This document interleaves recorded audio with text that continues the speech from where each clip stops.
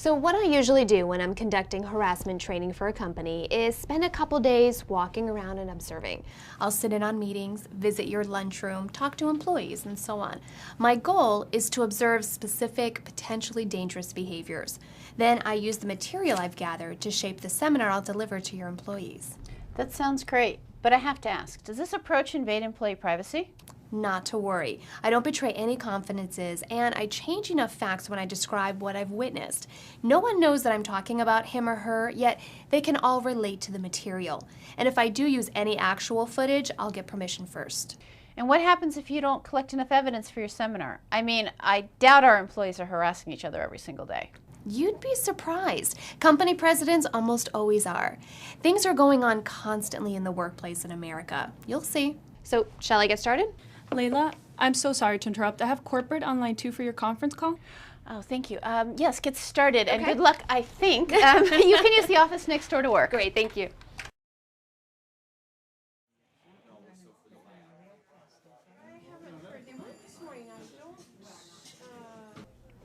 I knew you'd get a kick out of that email. It cracked me up too. It totally captured those geeks in IT, didn't it? I know, I was dying. Especially the part about the accent and the glasses. I know. Listen, I gotta run. I just printed out a copy to bring home for my husband, and I better grab it off the printer before somebody else does. My husband is gonna get a kick out of it. He loves jokes, especially the ones about foreigners. Oh, and remember to delete yours, okay? Okay. You're welcome. Bye.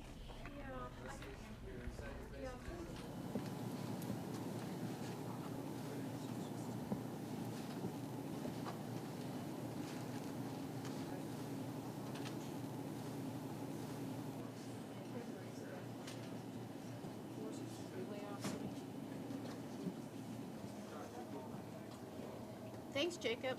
Thanks, Matt. I look forward to seeing the revised spreadsheets next week. Please bring them with you when you come to town for the company party. Did you guys hear we're doing a luau theme this year? Excuse me? No. Absolutely not. I'm sorry to disappoint you, but you won't see me wearing that at a company party. Let's pretend I didn't hear that. Later, guys.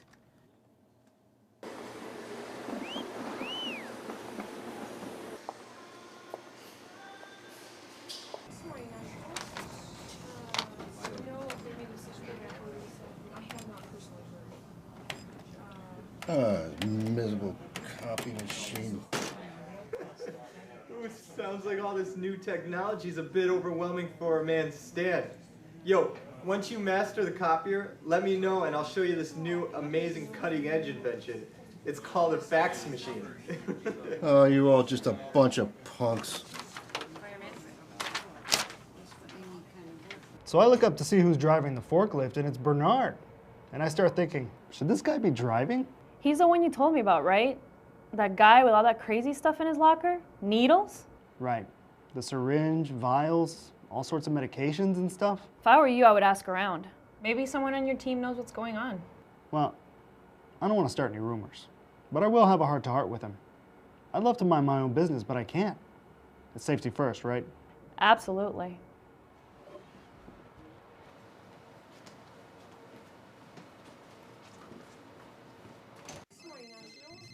Hey Stan, is that your cell? You're right, Stan has a cell. Stan, didn't I see you in line at 6 in the morning to be one of the first to get that new music video game? Oh man, I didn't even think that game had Stan's favorite old band classics. They didn't even have electric guitars back then.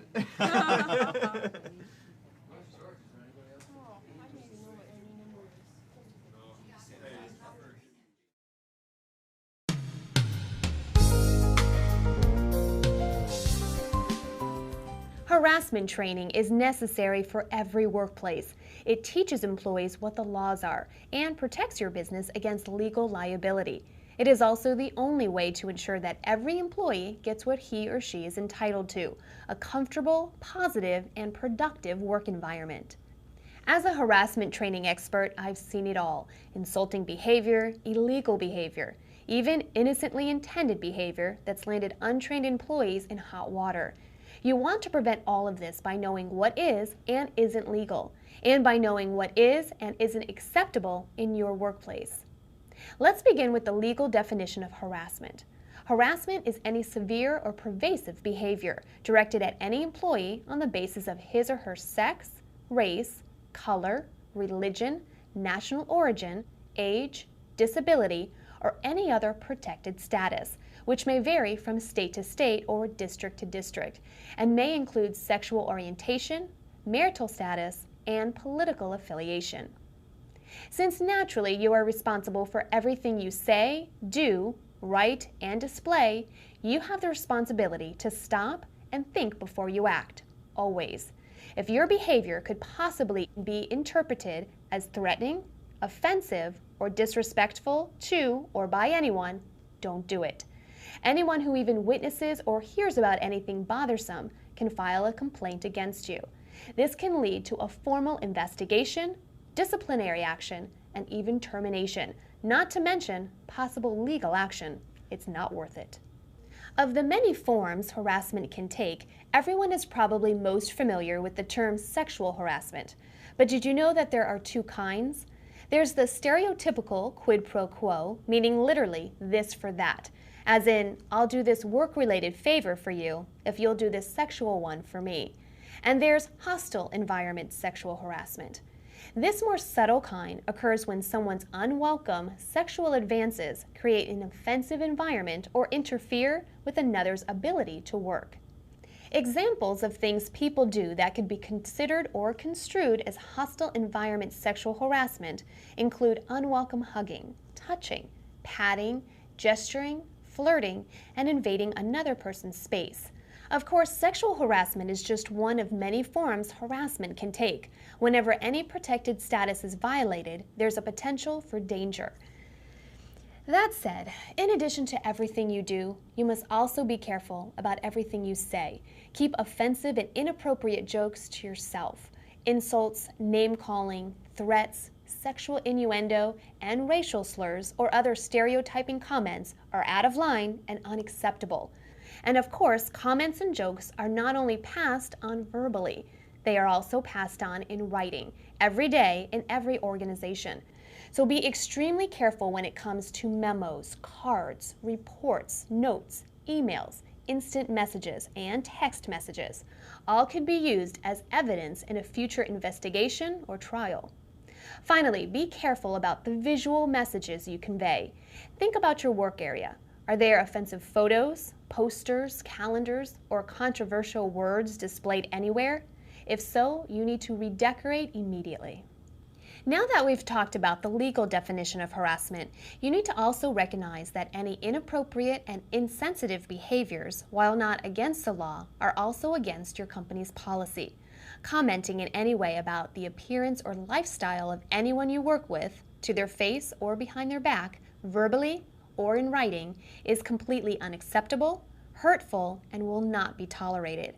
Comments about a person's attractiveness, weight, style, perceived income, or politics are never okay. You know better. Don't do it. Now, perhaps you're thinking, I have a lot of friends at work and I know who I can and can't have fun with. To that I'll say, first, anyone who intentionally or unintentionally witnesses something that offends him or her can file a complaint against you. This happens every single day. And second, no matter how well you know someone, you don't know how everything offends him or her, and that can change on any given day.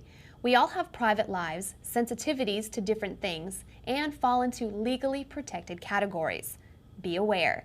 People don't always advertise their private lives on their sleeves.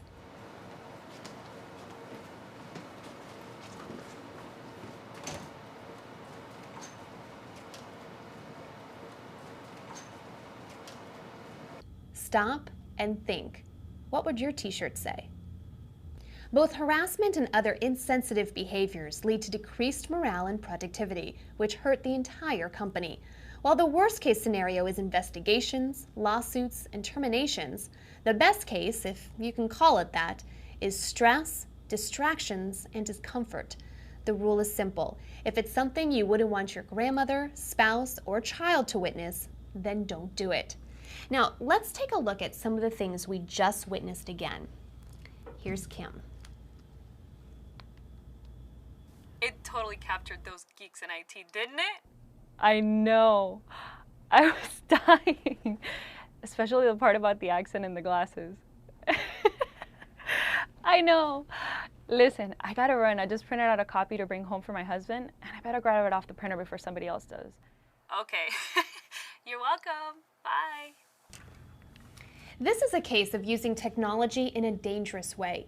Email, internet sites visited, instant messages, and text messages contribute to thousands of harassment claims each year. First of all, the information is permanent, so even if it is deleted as Kim requests, it can be accessed anytime, most easily by those geeks in your IT department. And did you know that 50% of companies monitor emails? And they have every right to. Almost everything you do, say, and write on company time or with company equipment is property of your company and can be used against you. And what about the nature of the hilarious email? There is a dig about foreign accents, which violates national origin protections. And there is a mention of glasses, which is insensitive and immature, and may even violate disabilities protections. Kim was irresponsible for passing this on, laughing about it, and printing this out on a shared printer to bring home. She is taking a lot of unnecessary risks in exchange for a quick laugh. Don't you be as foolish. Now, let's remind ourselves about Stan. Ooh, sounds like all this new technology is a bit overwhelming for a man Stan. Hey, Stan, is that your cell? You're right, Stan has a cell. Age is a protected status, and by age, we mean employees age 40 and over. Now, there seems to be a pattern here. Stan is being repeatedly mocked about his inexperience with new technologies. This is alluding to his age, and as I said earlier, if this type of behavior is severe or pervasive, Stan may be a victim of workplace harassment.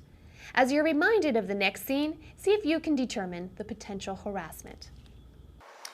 He's the one you told me about, right? The guy with all the crazy stuff in his locker? Needles? Right. The syringe, vials, all sorts of medications and stuff.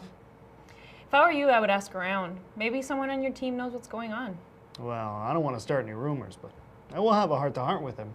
I'd love to mind my own business, but I can't. Safety first, right? Did you figure it out? This conversation may very well violate Bernard's protections relating to a possible disability. While stories about illegal drug use with needles are widespread, needles and vials are the delivery system for countless legal medications, for everything from diabetes to migraines to infertility. Jumping to conclusions about Bernard's ability to work a forklift on the basis of what Jose spied in his locker is unfair, and confronting him about it inappropriately could lead to legal problems. Suspicion about illegal drugs is one thing. That should be handled according to your company's drug testing policies. But speculating about a person's medical issues and talking about them unnecessarily to coworkers could amount to harassment or discrimination under the Americans with Disabilities Act. By sharing his concerns with Kim, Jose is invading Bernard's privacy. And if, as Kim suggests, Jose asks around, that's even worse. There are lots of misconceptions about harassment and other inappropriate behaviors. One is that it is directed to someone of lower rank from someone of higher rank. Another is that harassment can only happen during work hours. Let's take another look at Layla's phone call. No, absolutely not. I'm sorry to disappoint you, but you won't see me wearing that at a company party. Let's pretend I didn't hear that. Here we see Layla being offended by two male colleagues, possibly of a lower rank than she. They are implying something inappropriate about what Layla should wear to a company event, and it clearly makes Layla uncomfortable. Though events like company parties and travel often take place outside of traditional work hours, they are breeding grounds for disrespectful behaviors. People let their guards down when they are in a social setting, particularly if there is alcohol involved, and this is not okay. Another misconception about harassment and other insensitive behaviors is that they are directed from a majority to a minority, male to female, Caucasian to other races, Christian to other religions, healthy to disabled, younger to older. But this is not the case. Anyone can be inappropriate to anyone, and complaints can be made by anyone about anyone. And inappropriate behaviors are not limited to colleagues in the same company. Vendors and customers are commonly guilty of harassing or taking insensitive actions. Now, does Layla have a legitimate harassment complaint about her colleague Matt? Remember that unless a behavior is either severe or pervasive, it doesn't constitute illegal harassment. So if this is an isolated incident, no, it is not illegal. But Matt's comment did make Layla uncomfortable. Words like this are completely inappropriate and should not be tolerated in the workplace. If Layla is subjected to lots of similar comments, even by different people, then it can be considered pervasive harassment. Whether illegal or not, these behaviors can subject employees to serious disciplinary action and termination. There's a lesson to be learned from this remote control here. If the employees we observed today paused before they said or did something offensive, fast-forwarded to imagine how their behavior might be perceived by others, rewound to see how much better the situation would be if they had kept their impulses to themselves, and then stopped, their colleagues would be healthier and happier.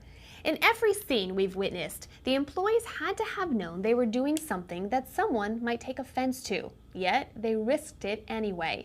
Once they are trained, they will have no excuses. And now that you've been trained, you don't either. Like our friend here, you're in control.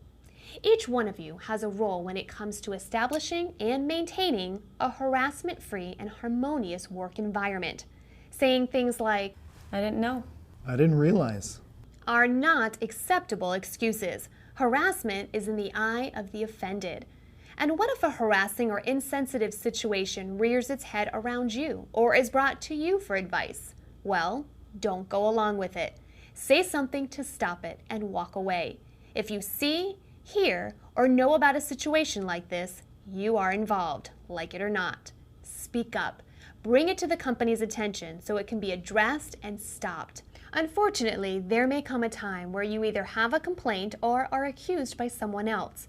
Your trainer will explain your company's reporting procedures so that you are prepared for either scenario.